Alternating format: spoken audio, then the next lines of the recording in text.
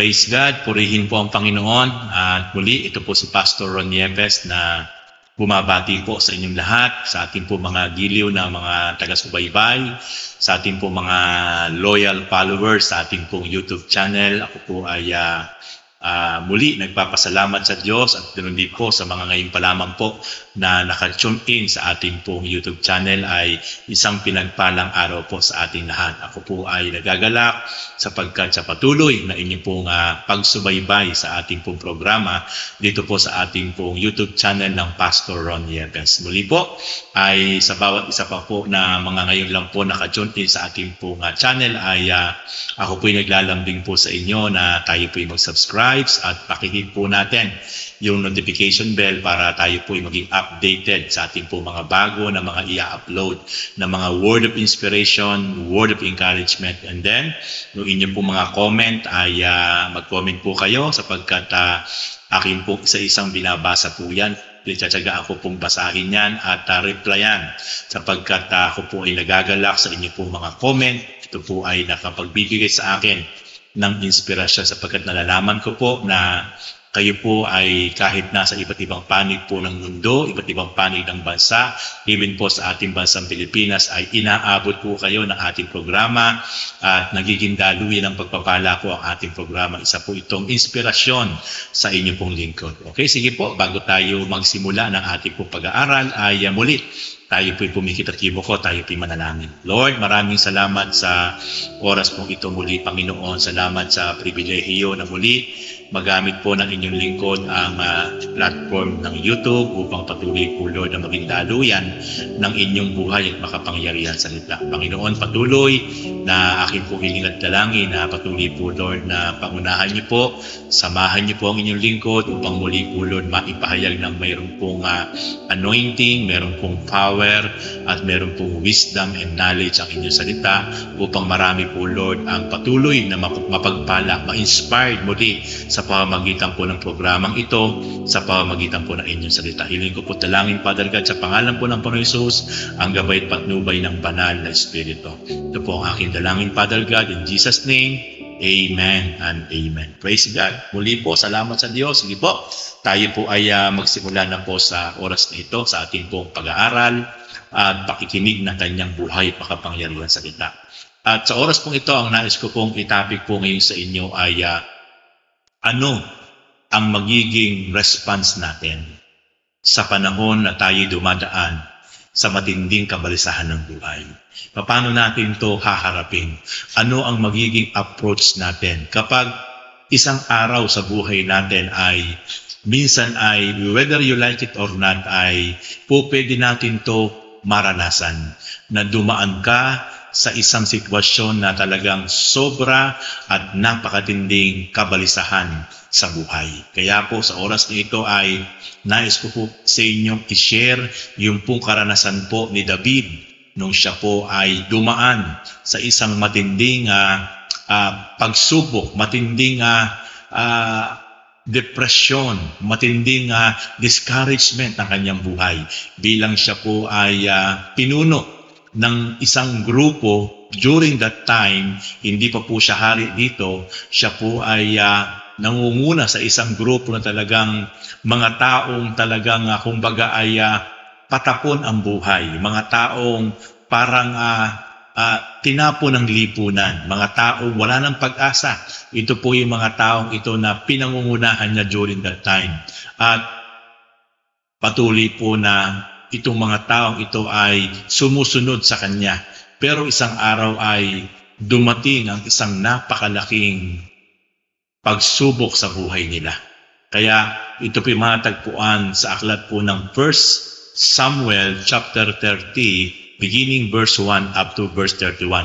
Hayaan niyo pong basahin ko po sa inyong buo muna yung pong istorya ng sitwasyon po ni David kasama po ang kanyang mga pinangungunahan ng mga grupo. Basahin po natin ang 1 Samuel chapter 30, beginning verse 1 up to verse 31. Sabi po dito ay, ikatlong araw ng sina David ay makabalik sa Siklag, samantalang wala sila, lumusob ang mga Amelisita at sinunog ang buong bayan. Verse 2, wala silang pinatay isa man, ngunit binihag nila ang mga babae, matanda, bata. Nang dumating nga sina David, sunog na ang buong bayan at wala ang kanilang asawa at mga anak. Verse 4, dahil dito, hindi nila mapigilan ang paghihinagpis, napasigaw sila ng iyak hanggang sa mamaos. Binihag din ang dalawang asawa ni David, sina Ahinoam at Abigail.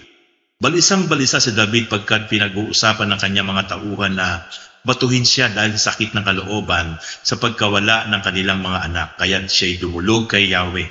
Sinabi ni David kay Abiatar, dalhin mo rito ang epod, at dinala naman ni Abiatar. Si David ay sumangguni kay Yahweh, malulupig po kaya namin ang mga Amalekita? Sige, habulin ninyo, malulupig ninyo sila at maililigtas ang inyong mga sambayan. Sagot ni Yahweh. Verse 9, tinugis nga ni David ang mga Amalekita kasama niya hanggang sa batis ng Besor, ang 600 niyang tauhan. Ngunit pagdating doon, 400 na lang ang patuloy na sumama kay David. Nagpaiwan na ang 200 dahil sa matinding pagod. Sa daang may nakita silang isang kabataang Egyptyo na nakahandusay. Dinala ito kay David at binigyan ng pagkain at inumin. Binigyan nila ito ng tinapay na igos at 2 buwig na basas. Matapos kumain, ito'y pinaulian ng lakas. 3 araw at 3 gabi pala siyang hindi kumakain ni umiinom. Tinanong siya ni David, sino ang Panginoon mo at taga-saan ka? Ako po'y Egyptyong alipin ng isang Amalekita. Iniwan na ako ng aking Panginoon pagkat 3 araw na ako may sakit. Verse 14, nilusog po namin ang Negev ng mga Kereteo na sakop ng Juda at ng Negev. Ng Kaleb, sinunog po namin ang buong Siklag. Sagot nito, maaari mo ba kaming samahan lang sa himpilan ng mga Amalekita? Tanong uli ni David, kung ipapangako po ninyo sa akin na sa ngalan ng Diyos na ako'y hindi ninyo papatayin, ni ibabalik sa dati kong Panginoon, ituturo ko sa inyo ang lugar ng mga Amalekita. Sagot ng Egyptyo. Verse 16, itinuro nga ng alipin ng himpilan ng mga Amalekita. Nakita nila David na kalat-kalat ang mga ito. Sila yung makasayang nagkakainan, nagiinuman at nagsasayawan. Nagpasasa sila sa kanilang mga samsam sa Filistea at Juda. Verse 17, lumusob sina David at pinagpapatay ang mga Amalekita hanggang sa kinabukasan ng gabi. Wala silang itinirang buhay maliban sa 400 kabataan na nakatakas na sakay ng kanilang mga kamelyo. Nabawi nila ang lahat ng sinamsam ng mga Amalekita, pati ang 2 asawa ni David. Isa man sa kasamahan nila ay walang nabawas, matanda't bata, maging sa kanilang mga anak. Nabawi nga nilang lahat ang sinamsam ng mga Amalekita. At sinamsam pa nila David ang mga tupa at mga baka at mga ito'y ipinataboy niya sa kanyang mga tauhan. Pauwi, sinabi nito, ito'y ay samsam ni David. Nang makabalik sina David sa batis ng Besor, sinalubong sila ng 200 tauhan niya na hindi nakasama dahil sa matinding pagod, at sila kinumusta niya. Sa mga nakasama ni David ay may mga makasarili at mararamot. Sinabi ng mga ito, huwag natin bibigyan ng kahit ano yung mga hindi sumama sa atin. Ibigay na lang natin sa kanilang asawa at mga anak at paalisin na natin sila. Ngunit sinabi ni David, hindi tama yan mga kapatid, ang mga bagay na ito ay ipinagkaloob sa atin ni Yahweh. Niligtas niya tayo at ibinigay niya sa atin mga kamay, ang mga kaaway na lumusob sa atin. Kaya pare-pareho magiging parte ng lahat, maging kasama sa paglusob o naiwan upang magbantay sa ating mga ari-arian. Mula noon, gayon ang naging palakad ni David sa paghahati ng mga samsam, at ito'y sinunod ng buong Israel. Pagdating ng Siklag, pinadalhan ni David ng kaparte ang mga kaibigan niya at matatanda ng bayan sa Juda. Ito ang kaparte ninyo sa mga nasamsam namin na mga kaaway ni Yahweh, sabi niya. Pinadalhan din niya ang mga taga Betel, Timok, Ramat, Jadir, Aroer, Simot, Estemoa at Rakal, gayon din ang mga taga Jerameel at Sineo, pati ang nasa Horma, Khorasan, Atak, Hebron at ang lahat ng dakong na abot ni David at ng kanyang mga tauhan. Praise God, purihin ang Panginoon.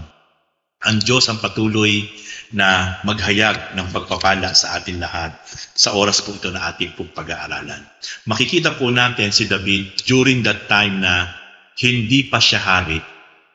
ay makikita po natin na siya po isang ordinaryo pa lang na mamamayan ng Judea, ng bansang Israel, ay siya po ay dumaan sa matinding depresyon, sa matinding kabalisahan ng kanyang isip at damdamin, sapagkat kasama niya po ang kanyang mga tauhan. Iniwan nila sa Siklag sa isang lugar ng Siklag na yon ang kanilang mga kayamanan, mga alagang, mga hayop, ang kanilang mga anak, ang kanilang mga asa-asawa. Pero nung bumalik sila sa Siklag ay nadatnan nila na sunog yung lungsod ng Siklag, yung mga kabahayan, pero walang pinatay. Ang ginawa ay kinidnap ito. Kinuha yung kanilang mga anak, yung kanilang mga asawang mga babae, at dinala ng mga hukbong Amalekita.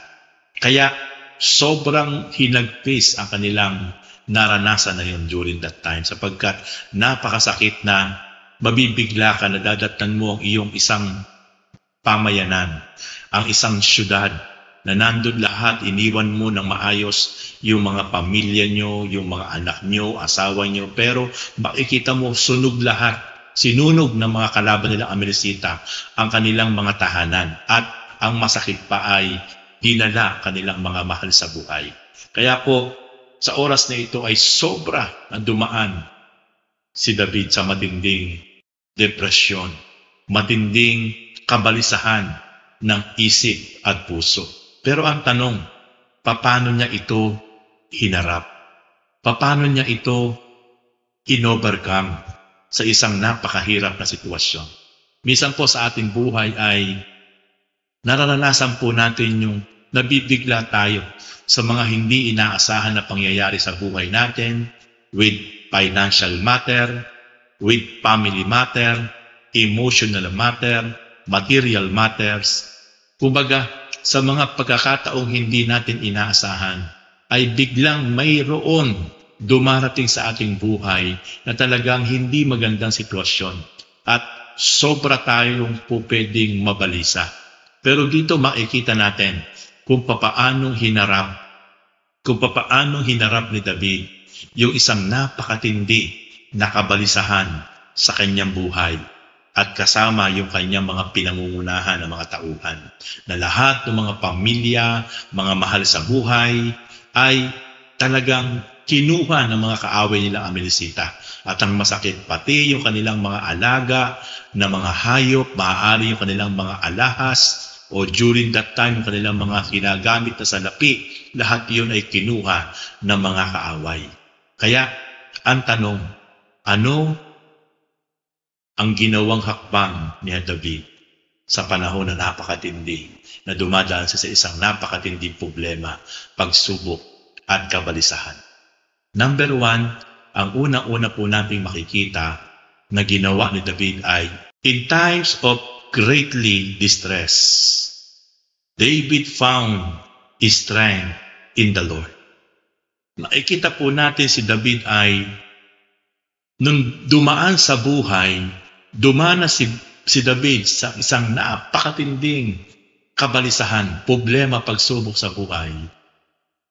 Ang ginawa ni David, hinanap niya ang kalakasan mula sa Diyos. Hindi siya kumuha ng lakas sa kahit kanino paman. Hindi siya kumuha ng lakas sa kahit anumang bagay.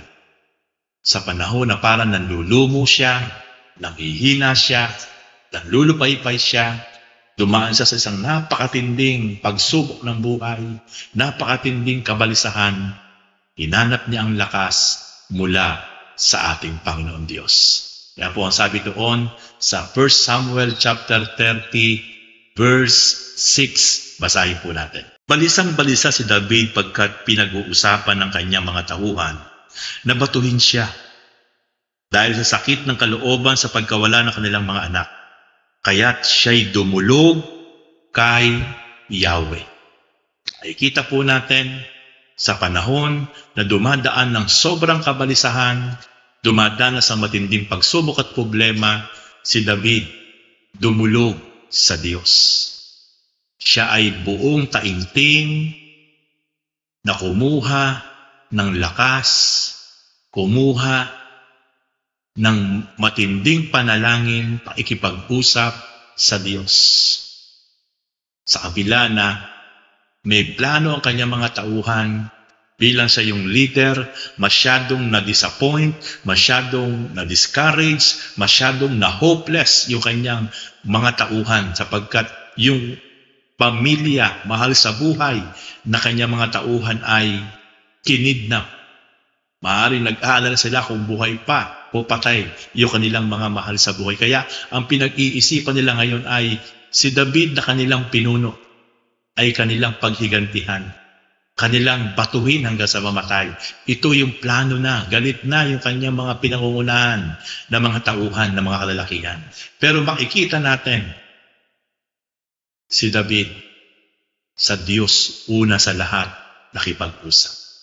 Sa Diyos siya humingi ng tulong. Sa Diyos siya nag-usal ng matinding panalangin para yung kanyang nararamdaman na panlulumo, panlulupaypay ay maranasan niya ang tunay na kalakasan, katatagan sa pamamagitan ng ating Panginoon Diyos through prayer.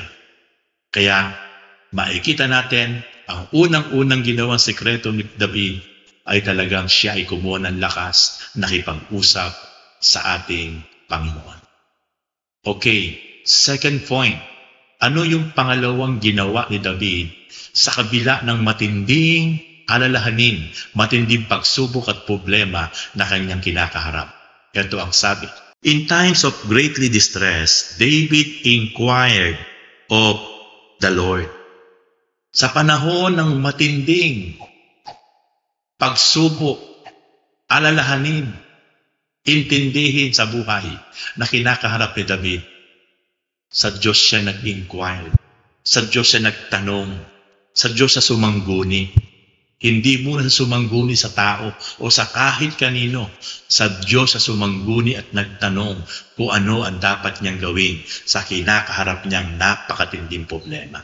Ano ang sabi ng verse 8? Basahin po natin. Si David ay sumangguni kay Yahweh. Malulupig po kaya namin ang mga Amalekita. So makikita natin na alam niya na napakalaki hukbo ang mga Amalekita during that time. Isang napakalaking hukbo. Merong talagang full battle gear ang mga Amalekita. Talagang kompleto sila sa panlabang pandigma, samantalang sila yung mga simple lamang na mga mamamayan. Ano ang panama nila doon? At bukod doon ay underdog sila sa bilang. Napakakonti lang ng tauhan ni David. During that time ay meron lamang siyang 600 na tauhan. Kung ikukumpara sa mga Amalekita na talagang daan-daan libo ang kanilang hukbo. Bukod pa doon ay meron silang mga gamit na pandigma, talasan, sibat, taba, pana, kumpleto. Pero si David ay hindi nawala ng pag-asa. Si David, sa panahon na napakatinding kabalisahan, problema at pagsubok, sa Diyos siya kumuha ng lakas, sa Diyos siya sumangguni at nagtanong, mapagtatagumpayan po ba namin sila? Mananalo po ba kami sa kanila? Kung sila po ay amin pong lalabanan? Ito yung prayer po ni David sa Panginoon Diyos. At sumagot ang Panginoon doon din sa verse 8 po na yon. Nang sabi ng Panginoon kay David, sige, habulin niyo sila, labanan niyo sila, at papagtagumpayin ko kayo laban sa kanila. Yun yung napakaganda na naging napakagandang prinsipyo ni David. Sapagkat sa kabila ng napakatindi ng pinagdadaanan niya, wala silang kalaban-laban sa mga Amalekita, pero siya'y lumapit at humingi ng tulong sa Diyos, at ang Diyos ay nagsalita. Ang Diyos ay nagsabi, sige, labanan niyo sila, at kayo'y aking papagtagumpayin laban sa mga Amalekita. Yun yung pinakamaganda na narinig ni David sa kanyang panalangin sa Diyos na makapangyarihan sa lahat. And then third point, sabi po rito ay, David not rely the human force, but still trust the word of the Lord. Makikita po natin si David ay hindi po siya nakadepende. Hindi siya nagre-rely kung gaano kalaki, gaano kalakas ang meron siyang puwersa.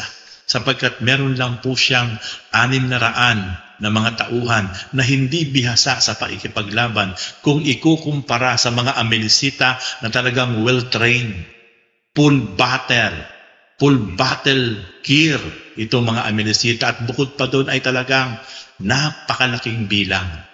Pero si David, kahit konti lang sila, meron lang siyang 600, pero hindi siya nag-rely doon kung ano ang meron siya, sapagkat siya ay naniniwala at nagtitiwala sa magagawa at tulong ng Diyos sa kanya para siya magtagumpay sa laban. At ang masakit pa po mga kapatid, yung 600 na kanyang tauhan, yung 200 doon, sa sobrang pagod, gutom, uhaw, ay nagpaiwan na lang po. Habang sila ay patungo at sila'y naglalakbay, papunta't hahanapin nila ang mga Amalekita upang labanan nila at bawiin nila. Doon sa mga Amalekita, kanilang mga pamilya, mahal sa buhay, at yung kanilang mga alagang mga hayop at kayamanan, kabuhayan, ay makuha nilang muli. Pero sa kabila nung konti lang ang kanyang mga tauhan, 600 lang, yung 200 nagpaiwan pa. So makikita po natin mga kapatid na si David po ay hindi nakarely kung gaano kalaki at kung ano lang ang kakayahan ng kanyang grupo. Sa kabila po na 600 lang ito at nagpaiwan pa yung 200. So, meaning to say, 600, napagod yung 200, sobrang pagod, sobrang gutom, nagpaiwan, 400 na lang po, nabawasan pa po ng 1/3 yung kanyang grupo. Papaano nila ito itutuloy? Pero dito po natin makikita na si David ay hindi nakarely doon sa kanyang tauhan, kundi siya ay nakatutok kung ano ang pangako at sinabi ng Diyos nung siya ay hayaan na sila ay lumaban sa mga Amalekita. Yun ang kanyang pinanghahawakan. Kaya ang sabi po dito sa verse 9, atin pong basahin, tinugis nga ni David ang mga Amalekita kasama niya hanggang sa batis ng Besor, ang 600 niyang tauhan. Ngunit pagdating doon, 400 na lang ang patuloy na sumama kay David. Nagpaiwan na ang 200 dahil sa matinding pagod. So makikita po natin, 600 na lang. Tapos nagpaiwan pa yung 200, 400 na lang. Pero hindi po na-discourage, hindi po na-hopeless si David na ituloy pa rin po niya ang paghahanap sa mga Amalekita para sila po ay labanan ito na napakalaki po, sapagkat ang pinanghahawakan po niya ay ang pangako ng Panginoon sa kanya. And then next point is, he has a merciful heart. Siya po ay may pusong mahabagin. Sa kabila po ng laki ng problema niya, ang laki po ng kanyang iniintindi na kabalisahan sa buhay, tapos nagpaiwan pa po yung 200 na tauhan niya, 600 na nga lang po yung tao niya, nagpaiwan pa yung 200, 400 na lang. Pero dito po makikita po natin, habang sila'y naglalakbay, meron siyang nadaanan na isang kabataang lalaki na nakalupasay. At ito po'y kanyang hinintuan. Sa kabila po ng bigat ng problema niya, hinintuan niya po ito. At ito po ang sabi ng Bible. Sa verse 11 to 12, sa daan may nakita silang isang kabataang Egyptyo na nakahandusay. Dinala nila ito kay David at binigyan ng pagkain at inumin. Binigyan nila ito ng tinapay na igos at 2 buwig na pasas. Matapos kumain, ito'y pinanaulian ng lakas. 3 araw, 3 gabi pala siyang hindi kumakain ni umiinom. So makikita po natin may isang kabataang Egyptian nakahandusay. At kaya po ito nakahandusay, may sakit na lang, may sakit ito. At hindi kumakain, hindi umiinom ilang araw. Pero itong kabataang Egyptian ito ay hinintuan ni David at ang kanyang mga tauhan. Pinakain, pinainom. At ipinadama pa rin ni David ang kanyang kagandahang loob, ang kanyang pagiging mahabagin. Sa kabila na ang bigat ng problema niya, pwede naman niya ito hindi napansinin sapagkat hinaghahabol sila. Ang laki ng kanyang problema pero hindi nagawa ni David na ito ay baliwalain. Hinintuan at yung batang lalaking ito na Egyptio, ito pala'y kasama ng mga Amalekita na lumusob doon sa siklag upang sunugin at kunin yung kanilang mga mahal sa buhay. Itong kabataang ito ang naging susi at nagturo doon kay David kung nasaan yung mga Amalekita. Sapagkat sabi nga ni David po, pwede bang ituro mo sa amin kung nasaan yung mga Amalekita? At ang sabi ng batang Egyptio, kung kayo po'y susumpa na hindi po ninyo ako isusoli sa kanila at hindi nyo ako papatayin, at ako po ay ituturo ko sa inyo kung nasaan sila. At ito ang ginamit ng Diyos, yung kabataang ito na Egyptio, para maging daan upang matunto nila kung nasaan ang kuta ng mga Amalekita. Kaya makikita po natin yung kagandahang loob ni David, yung kanyang pagiging mahabagin, pagiging matulungin, ay talagang naging daan pa rin upang patuloy na siya ay magtagumpay sa kanyang plano na bawiin yung kanilang mga mahal sa buhay. Sapagkat itong batang ito ang naging daan para maituro sa kanila ang kung saan nagkukuta yung mga Amalekita. Praise God! Kaya po mga kapatid, yung pagiging mahabagin ay isang napakagandang katangian. Kahit tayo po ay dumadaan sa matitinding mga pagsubok, matitinding mga kapalisahan ng buhay. Pero pag may pagkakataon na tayo po ay meron pong makaka-encounter ng mga ganitong sitwasyon, huwag po natin tatanggalin yung pagiging matulungin at pagiging mahabagin sa ating kapwa. Gaya ni David po, ito po ang naging susi para po yung kanyang plano sa laban ay mapadali po ang paghahanap nila sa kanilang mga kaaway na mga Amalekita.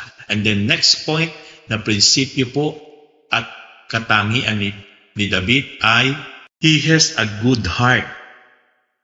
Si David po ay merong napakagandang puso, napakamabuting puso.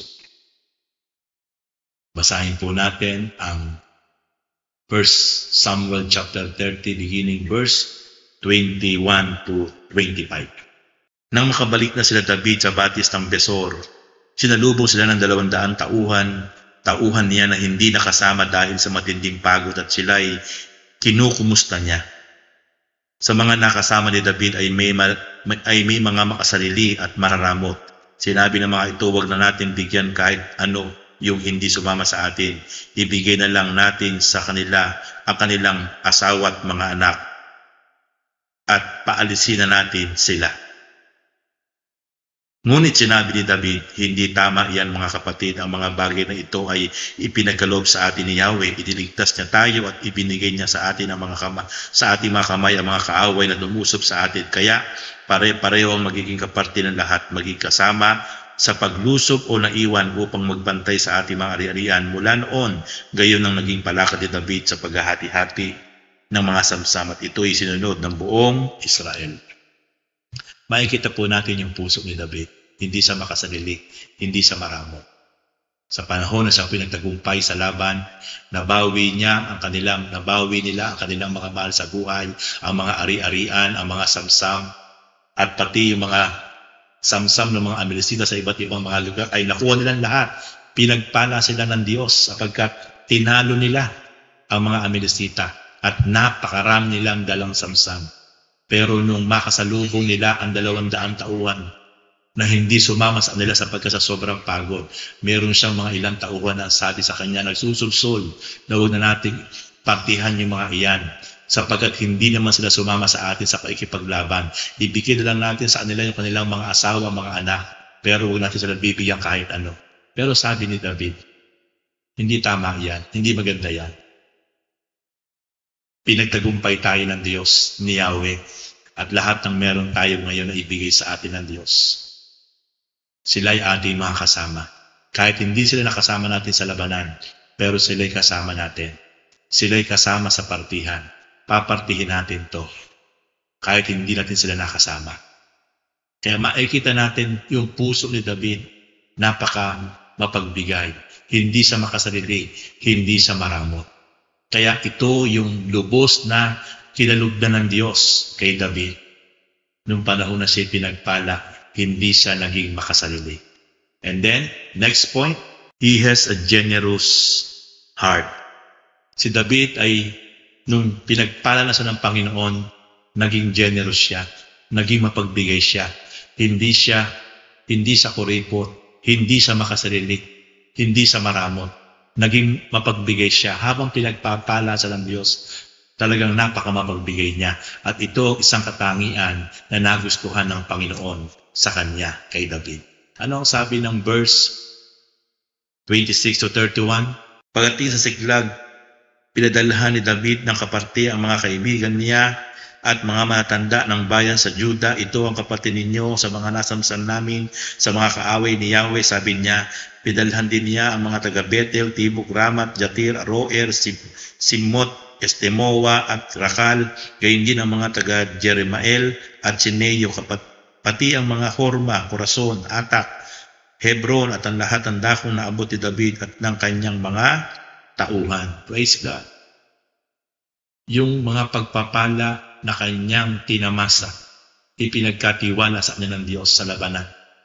Hindi lang yung kanyang mga kasamang nakipaglaban ang kanyang binigyan, pati yung kanyang mga kababayan sa iba't ibang lungsod, yung kanyang mga kababayan ng mga Israelita, na wala namang ginawang tulong sa kanya, pero dahil ito ay mga kakilala niya, kaibigan niya, kadugo niya, kapwa, Hudyo niya, ito lahat ay pinadalhan niya ng mga kaparte, kung saan-saan lungsod, kung saan-saan na mga villages. Ito'y pinarating niya ang kanyang pagbibigay ng blessing sa bawat isang mga lahi angkan.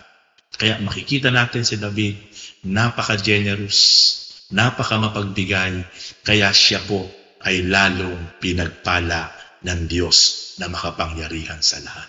Kaya po mga kapatid, ito po ang ating po ngayon na pag-aralan kung papaanong hinarap ni David ang matinding kabalisahan ng buhay, matinding pagsubok. Nakita po natin ang kanyang sikreto, kung paano siya po'y nagtagumpay sapagkat siya po'y natuto na magtiwala at hanapin ang kalakasan sa Diyos, natuto na kausapin, konsultahin ng Diyos, at siya po'y patuloy na talagang nanangan sa magagawa ng Diyos, hindi po sa nakikita niya, at siya po'y merong mahabaging puso. Siya po ay talagang napakamapagbigay, napaka-generous, at siya po ay patuloy na pinagpala ng Diyos. Kaya po mga kapatid, I challenge you, anuman po ang ating po pwedeng maranasan sa buhay, anuman po ang ating kalagayan sa buhay, magpatuloy lang po tayong patuloy na magtiwala at patuloy po na umasa sa mga pangako at magagawa ng Diyos. At kapag dumating po yung breakthrough sa buhay po natin, patuloy po tayo ay maging bukas puso, bukas palad, na tayo po ay makatulong sa mga dapat tulungan, tayo po ay maging daluyan ng pagpapala para po sa marami nating mga kaibigan, mahal sa buhay, mga kapatid sa pananampalataya. At ako po ay naniniwala na patuloy tayo po ay gamitin ng Diyos sa patuloy na daluyan ng kanyang biyaya at pagpapala kapag tayo po ay patuloy na naging mapagbigay at patuloy po na ang ating puso ay naging mahaba din at naging malinis sa harapan ng Diyos at sa harapan ng tao. Sige po, tayo po ay manalangin sa oras na ito. Sama-sama po tayong yumuko. Panginoon, sa oras na ito, Father God, patuloy pong dalangin ko po Lord sa inyo ang bawat isa na tunay nga po Lord na maaaring may mga dumadaan sa mga trials, challenges, problems ng buhay. Kagaya po Lord, Panginoon, ang sikreto ni Haring David. At patuloy nga po Lord na ito po'y maging maging challenge, Panginoon, maging inspirasyon sa buhay ng bawat isa. Patunay nga po, O God, na nakita po namin ang sekreto na patuloy na kami po talaga ay patuloy lamang po kumonsulta, patuloy lamang po talagang sa inyo po talaga magtanong, Panginoon, sa pamamagitan ng panalangin. Patuloy po hanapin namin ang aming lakas, Panginoon, sa inyo, O God. Patuloy po talaga po manghawakan kami sa inyo po magagawa, hindi po sa magagawa namin, hindi po sa magagawa ng iba. At patuloy po, Lord, na kami patuloy nga lang po maging mahabagin, maging mapinamin, maging mapagbigay sa bawat mga biyaya, pagpapala, ipagkakatiwala niyo po sa amin, O God. Patuloy po, Lord, magamit niyo po kami, Panginoon, sa channel of blessing. Salamat po, Panginoon God. Hallelujah. Dalayan ko po, Lord, sa inyo, Panginoon, bawat isa, Lord, na mga naka-tune in ngayon, nanood, Panginoon, tinapos po ang programang ito, Panginoon. Dalayan ko po na patuloy, stretch your mighty hands, Father God, and blow your divine presence and your favors and provision sa bawat isa, healing and miracle, O God, dumaloy sa buhay ng bawat isa, highly favor, O God, dumaloy sa bawat isa, Panginoon, O God, at patuloy kayo po ang patuloy po, Lord, magparanas, Lord, ng inyo pong kapangyarihan, ng inyo pong presensya at kabutihan, pagpapala sa buhay ng bawat isang kapatid na ngayon po, Lord, ay nakapikit at nakataas ang kamay, na tunay nga po, Lord, na kiniklaim, Panginoon, ang deklarasyon ng inyong lingkod, Father God, sa kanila. Ito po'y aking po, Panginoon, Lord, idinideklara sa pangalan po ng Panginoon Jesus. Hinihiling ko po itong mamanal sa inyo sa pamamagitan po, Lord, ng inyong makapangyarihan, Panginoon God, Lord, na Espiritu. Alam ko po patuloy po ito ang gagalaw at kikilos sa buhay ng bawat isa, Panginoon. Salamat po, Lord. Ito po ang aking dalangin, Amang banal sa inyo sa pamamagitan po ng makapangyarihang pangalan ng Panginoon Kristo. In Jesus' name, amen and amen. Praise God, kapatid. Sa oras na ito ay patuloy na ako po ay nagpapasalamat sa inyo pong patuloy po na pagsuporta, patuloy po natin i-share ito po mga videos para po mas marami pa ang maabot at mapagpala po ng programang ito. God richly bless you.